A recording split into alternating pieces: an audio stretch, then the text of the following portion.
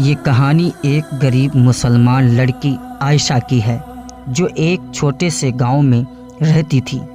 عائشہ کے والد ایک مزدور تھی اور ان کی آمدنی بمشکل گھر کے اخراجات پورے کر پاتی تھی۔ عائشہ کی ماں ایک سادہ خاتون تھی جو گھر کے کام کاج کے ساتھ بچوں کی دیکھ بھال کیا کرتی تھی۔ عائشہ ایک ذہین اور خوبصورت لڑکی تھی، لیکن غربت کی وجہ سے اسے اکثر اسکول کی فیس اور کتابوں کی فکر رہتی تھی۔ وہ چاہتی تھی کہ تعلیم حاصل کرے اور اپنے والدین کی حالت بہترین بنائے، مگر اس کے خوابوں کی راہ میں غربت ایک بڑی رکاوٹ تھی۔ ایک دن گاؤں کے مدرسے کے مولوی صاحب نے عائشہ کی ذہانت اور شوق دیکھ کر اس کی مدد کا ارادہ کیا۔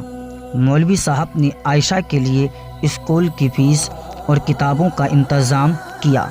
عائشہ دن رات محنت کرتی اور وہ صبح مدرسے میں پڑھتی اور شام کو اپنے گھر کے کاموں میں اپنی ماں کا ہاتھ بٹاتی۔ وقت گزرتا گیا اور عائشہ کی محنت رنگ لانے لگی۔ اسکول میں وہ ہمیشہ پہلی پوزیشن حاصل کرتی۔ اس کی کامیابیوں کی خبریں گاؤں میں ہر طرف پھیل گئیں۔ گاؤں کے لوگ عائشہ کو مثال کے طور پر دیکھنے لگی۔ بالآخر عائشہ نے ایک اسکالرشپ کے ذریعے شہر کے کالج میں داخلہ لیا۔ اس نے اپنی تعلیم مکمل کی اور ایک استاد بن گئی۔ اپنے گاؤں واپس آ کر ایک اسکول کھولا تاکہ دوسرے بچوں کو بھی تعلیم حاصل کرنے کا موقع ملے۔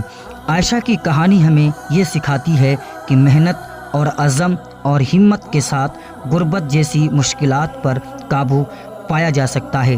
اللہ تعالیٰ کی مدد اور انسان کی کوشش سے خواب حقیقت میں بدل سکتے ہیں۔